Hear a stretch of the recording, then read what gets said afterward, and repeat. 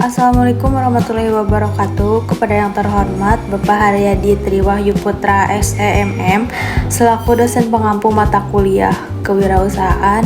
Perkenalkan, nama saya Cucu Cahyati selaku moderator pada kelompok 3 di sini. Kami akan mempresentasikan usaha kuliner onigiri Nusantara. Profil usaha. Tren kuliner cepat saji di Indonesia terus berkembang. Masyarakat kini mencari makanan yang praktis namun tetap memiliki cita rasa khas daerah. Dari kebutuhan tersebut, lahirlah Nusagiri, inovasi kuliner yang memadukan onigiri Jepang dengan rasa dan rempah Nusantara. Nusagiri hadir untuk mengenalkan cita rasa Indonesia dalam bentuk makanan modern, praktis, dan digemari generasi muda. Tujuan usaha onigiri Nusantara menyediakan makanan cepat saji yang praktis, sehat, dan bercita rasa khas Nusantara. Poin 2, menjadi pelopor onigiri Indonesia yang inovatif dan ramah lingkungan. Poin 3, meningkatkan potensi UMKM kuliner lokal. Bisnis Plan 1, perencanaan strategik. Nusagiri merupakan salah satu unit bisnis yang berdiri pada bulan Oktober 2025, di mana Nusagiri ini menyediakan onigiri dengan cita rasa baru khas Nusantara. Visi, menjadi pelopor onigiri Nusantara yang inovatif dan digemari oleh seluruh lapisan masyarakat, sekaligus memperkenalkan kekayaan cita rasa lokal. Visi, menyediakan onigiri dengan kombinasi cita rasa khas Nusantara yang autentik, lezat, bergizi, dan berkualitas tinggi. Poin 1, mendukung petani dan distributor lokal sebagai pemasok bahan baku yang berkualitas. Poin 2, menghadirkan pengalaman kuliner yang kreatif, modern, dan ramah lingkungan bagi pelanggan. Poin 3, membangun brand Nusagiri sebagai simbol inovasi kuliner Nusantara yang berkelanjutan. Baik, selanjutnya adalah analisis lingkungan atau sering disebut dengan SWOT. Yang pertama, kekuatan atau strength. Nusagiri memiliki produk unik yang memadukan konsep onigiri Jepang dengan cita rasa khas Indonesia. Menggunakan bahan lokal menjadikan produk lebih segar, harga terjangkau, dan kemasan praktis cocok bagi mahasiswa serta pekerja sibuk. Yang kedua adalah kelemahan atau weakness. Kapasitas produksi masih terbatas dan promosi digital belum optimal karena kurangnya sumber daya. Penjualan juga masih fokus secara offline sehingga jangkauan pasar belum luas. Yang ketiga adalah peluang atau opportunities. Tren masyarakat terhadap makanan cepat saji yang sehat membuka peluang besar. Dukungan pemerintah bagi UMKM serta pemanfaatan platform online dapat memperluas pasar dan meningkatkan daya saing. Dan terakhir, keempat yaitu ancaman atau threats. Persaingan dengan produk impor, fluktuasi harga bahan baku, perubahan selera konsumen menjadi tantangan utama yang menuntut inovasi berkelanjutan. Untuk selanjutnya adalah perencanaan operasional. Yang pertama, produk yaitu onigiri khas Nusantara yang memiliki berbagai varian, diantaranya nasi kuning, nasi ori, dan juga nasi uduk. Yang kedua ada isian yang terdiri dari ayam kemangi pedas dan juga ayam lemper ori. Yang ketiga ada sistem produksi. Untuk sistem produksinya, batch production atau produksi harian agar segar. Dan selanjutnya ada lokasi. Untuk lokasinya berada di Cimahi, dekat dengan kampus Penjani, Stikes, dan Poltekkes.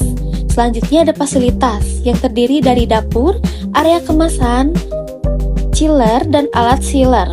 Dan selanjutnya adalah bahan baku. Untuk bahan baku terdapat dari pasar lokal dan supplier Cimahi.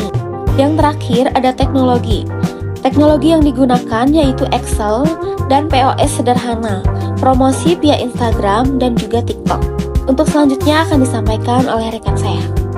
Baik, di sini saya akan memaparkan materi selanjutnya, yaitu perencanaan SDM pada Onigiri Nusantara atau Nusagiri ID. Yang pertama ialah tujuan SDM-nya ialah menyiapkan tenaga kerja untuk menjaga kualitas dan efisiensi dengan struktur SDM-nya terdiri dari pemilik atau manajer, produksi, keuangan, dan juga pemasaran. Dan tenaga kerja yang dibutuhkan terdiri dari 2 juru masak, 1 kasir, dan juga 2 staf promosi. Dengan kompetensi gaji UMR dan juga bonus penjualan, dan pelatihan yang dilakukan ialah resep, kebersihan, dan juga pelayanan dengan budaya kerja kekeluargaan dan penghargaan bagi karyawan yang berprestasi. Baik, materi selanjutnya ialah perencanaan pemasaran pada Onigiri Nusantara atau Nusagiri ID. Yang pertama ialah tujuannya untuk mengenalkan produk, menarik pelanggan tetap, dan juga meningkatkan penjualan.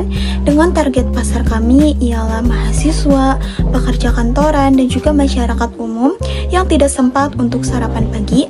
Dengan keunggulan dari produk kami ialah praktis, mengenyangkan, dan bercita rasa lokal.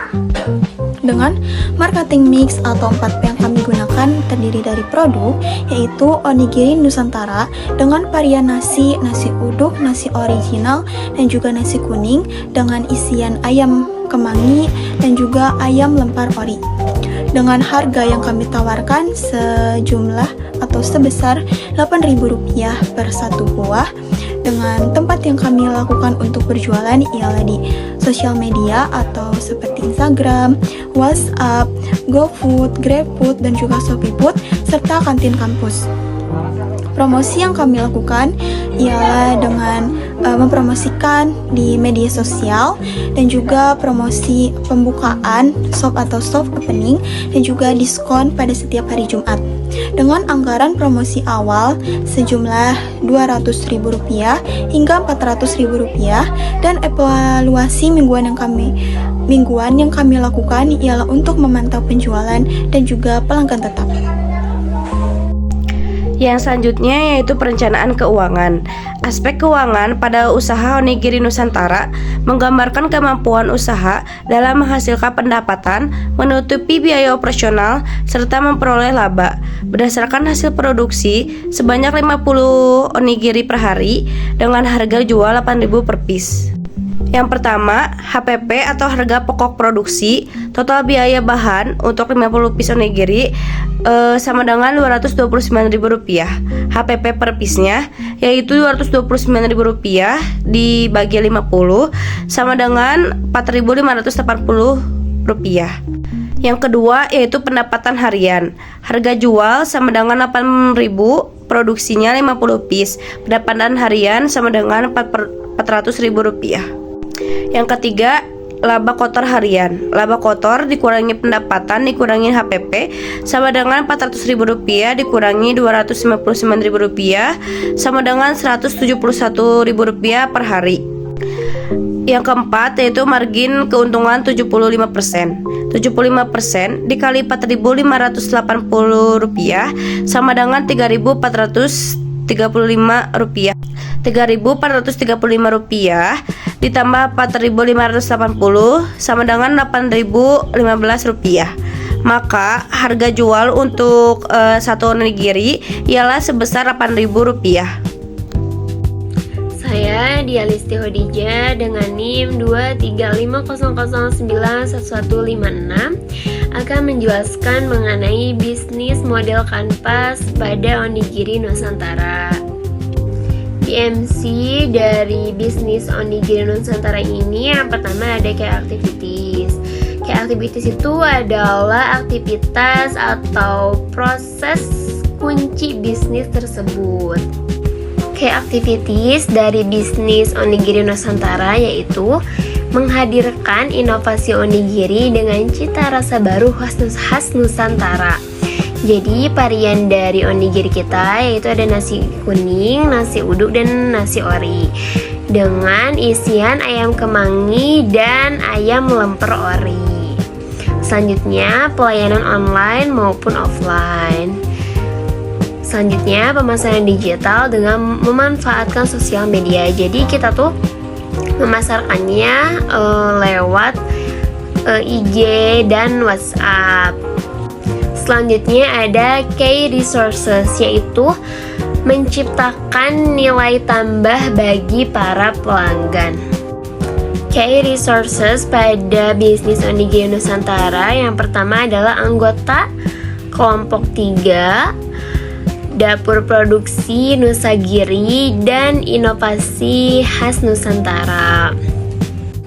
Selanjutnya dari BMC ada key partners, yaitu menghubungkan bisnis dengan supplier, distributor, dan partner lain-lain. Key partners pada bisnis Onigiri Nusantara, yang pertama ada pemasok atau supplier beras ladori. Jadi kita tuh pakainya beras ladori. Selanjutnya yang kedua ada supplier nori. Yang ketiga ada supplier ayam. Yang keempat ada platform pengantaran makanan. Dan yang terakhir ada supplier rempah-rempah. Selanjutnya ada value proposition, yaitu produk atau jasa yang ditawarkan untuk memenuhi kebutuhan, yaitu harga terjangkau.